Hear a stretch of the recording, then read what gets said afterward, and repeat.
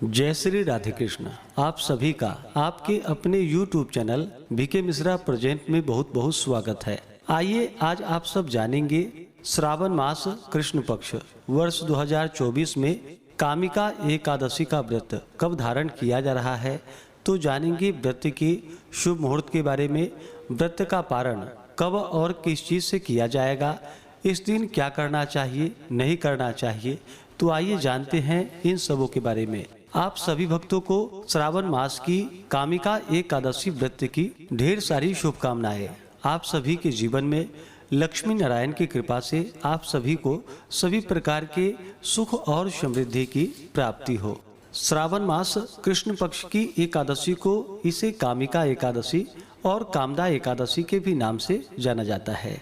कामिका एकादशी के व्रत में इस दिन विशेष प्रकार से भगवान विष्णु का, माता लक्ष्मी का, भगवान शालिग्राम का और भगवान शिव जी का पूजन करना चाहिए। कामिका एकादशी व्रत के दौरान जो कि 4 महीनों के लिए भगवान विष्णु योग निद्रा में चले जाते हैं, तो इस दौरान इनका कार्यभार भगवान शिव जी के ऊपर होता है और श्रावण का महीना भगवान शिव को अति प्रिय होता है। तो इस महीने में भगवान विष्णु, माता लक्ष्मी के साथ साथ भगवान शिव जी का पूजन करना चाहिए और कामिका एकादशी के व्रत में भगवान शालिग्राम का भी पूजन करना चाहिए। इससे व्यक्ति के सभी प्रकार के पापों का नाश होता है। इस व्रत के प्रभाव से व्यक्ति के हर बिगड़े काम बनते हैं। व्रत करने से उपासकों के साथ साथ उनके पितरों के कष्ट भी दूर हो जाते हैं और उपासकों को मोक्ष की प्राप्ति होती है।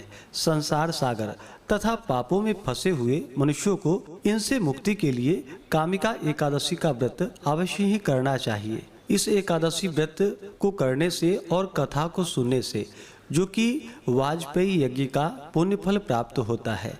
कामिका एकादशी के उपवास में शंख चक्र गदाधारी भगवान विष्णु का पूजन होता है। जो मनुष्य इस एकादशी को धूप दीप नैवेद्य आदि से भगवान विष्णु की पूजा करते हैं, उन्हें गंगा स्नान के फल से भी उत्तम फलों की प्राप्ति होती है।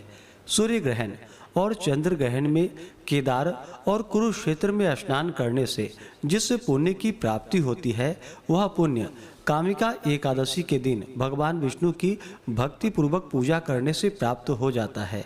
आभूषणों से युक्त बछड़ा सहित गौदान करने से जो फल प्राप्त होता है, वह फल कामिका एकादशी के उपवास से प्राप्त हो जाता है। जो उत्तम द्विज श्रावण मास में कृष्ण पक्ष की कामिका एकादशी का व्रत उपवास करते हैं तथा भगवान विष्णु की पूजा करते हैं, उनसे सभी देव, नाग, किन्नर, पितृ आदि की पूजा हो जाती है।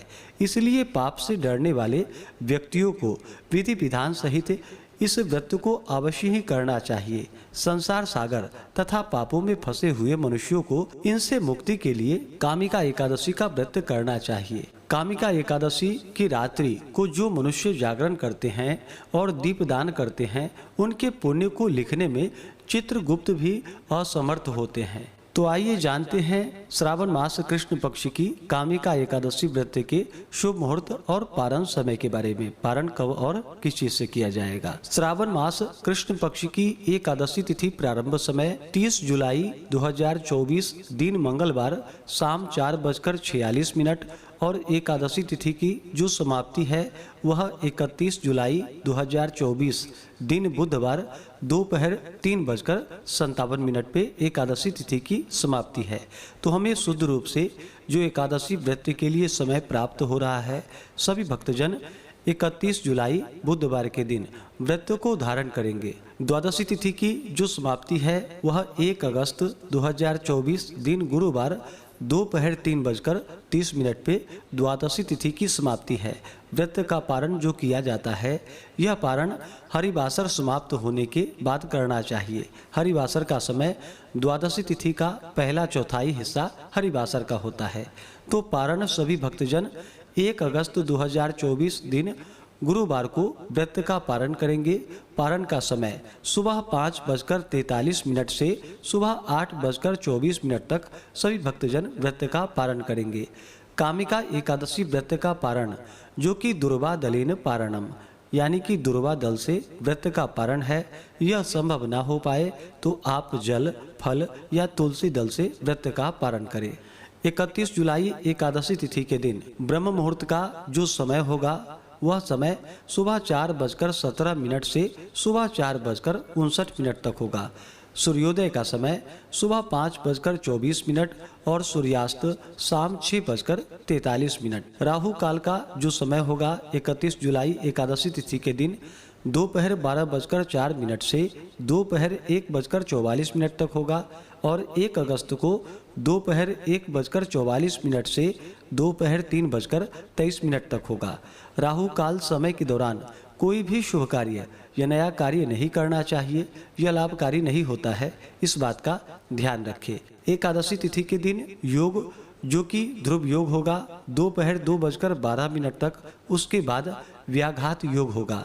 इस दिन सर्वार्थ सिद्धि योग भी बन रहा है जो कि बड़ा ही पुण्य फलदायी होता है इन योगों में व्रत करने से। नक्षत्र जो कि रोहिणी नक्षत्र होगा सुबह 10:13 तक, उसके बाद मृगशिरा नक्षत्र होगा। जो भी भक्तजन एकादशी का व्रत धारण करते हैं उन्हें एकादशी व्रत के लिए 10वें दिन से ही व्रत में नियमों का पालन करना चाहिए। 10वीं तिथि के दिन सूर्यास्त होने से पहले ही भोजन ग्रहण कर लेनी चाहिए। 10वीं तिथि के दिन शुद्ध और सात्विक आहार ग्रहण करने चाहिए। इस दिन हविष्यान्न भोजन करने का विधान है।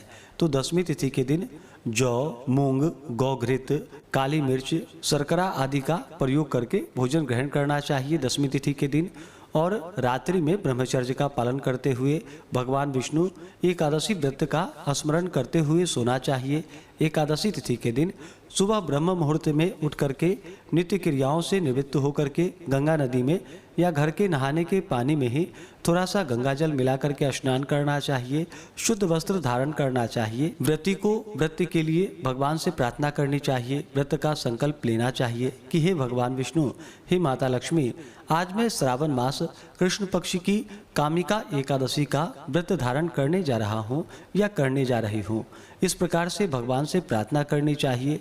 इस दिन भगवान का पूरे विधि विधान के साथ इनका जल से अभिषेक करना चाहिए, पंचामृत से अभिषेक करना चाहिए। भगवान विष्णु को इस दिन विशेष प्रकार से गौ दुग्ध अवश्य ही चढ़ाना चाहिए। साथ ही भगवान शिव, भगवान शालिग्राम को भी गौ दुग्ध चढ़ाना चाहिए। इसके बाद फिर शुद्ध गंगा जल से स्नान करवाए, भगवान को वस्त्र अर्पित करे, यज्ञोपवीत अर्पित करे, भगवान विष्णु को काले तिल चढ़ाएं, तुलसी दल अर्पित करे।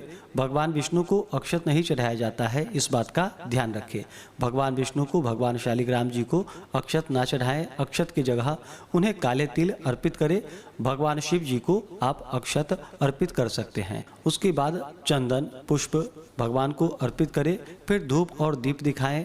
अनेक प्रकार का नैवेद्य, ऋतुफल आदि इस मौसम में जो भी प्राप्त हो भगवान को अर्पित करें। नैवेद्य के बाद जल से आचमनी करवाए। मुख शुद्धि के लिए पान पत्र, सुपारी, लौंग, इलायची के साथ में अर्पित करें। द्रव्य दक्षिणा चढ़ाए। इसके बाद फिर कामिका एकादशी व्रत का कथा श्रवण करनी चाहिए, भगवान की आरती करनी चाहिए। इस दौरान भगवान विष्णु के स्तोत्र आदि का पाठ, पुरुषोक्त आदि का पाठ या श्रवण करना चाहिए। एकादशी व्रत के दौरान ओम नमो भगवते वासुदेवाय या श्री कृष्ण गोविंद हरे मुरारी आदि नाम मंत्रों का जप करना चाहिए। इससे भगवान विष्णु अपने भक्तों पर अति प्रसन्न होते हैं। इस प्रकार से एकादशी तिथि के दिन सुबह और शाम के वक्त पूजन करना चाहिए, कथा श्रवण करनी चाहिए, भगवान की आरती करनी चाहिए। एकादशी की रात्रि जागरण करते हुए समय को व्यतीत करना चाहिए और द्वादशी तिथि की सुबह उठ करके स्नान करके शुद्ध वस्त्र धारण करके भगवान का पूजन और आरती कर ले। इसके बाद ब्राह्मणों को भोजन करवाएं, ब्राह्मणों को दान और दक्षिणा दे और फिर समय के अनुसार व्रत का पारण करना चाहिए। इस प्रकार व्रत को धारण करने से व्यक्ति के सभी प्रकार के पापों का नाश होता है, बिगड़े हुए काम बनते हैं तथा सभी देवताओं का आशीर्वाद भी प्राप्त होता है और अंत समय में भगवान के धाम की प्राप्ति होती है। तो आशा करता हूँ कि यह जानकारी आपको अच्छा लगा हो। ऐसे ही ज्ञानवर्धक जानकारियाँ प्राप्त करते रहने के लिए, व्रत पूजा के बारे में जानने के लिए, कथा को सुनने के लिए चैनल पे अगर आप पहली बार आए हैं तो चैनल को लाल बटन दबा करके सब्सक्राइब करें, साथ में बेल आइकन घंटी को दबाएं ताकि आने वाली वीडियो का नोटिफिकेशन आपको समय से मिलता रहे। वीडियो को लाइक करें, शेयर करें। सुखी रहें और स्वस्थ रहें। जय श्री राधे कृष्ण। धन्यवाद।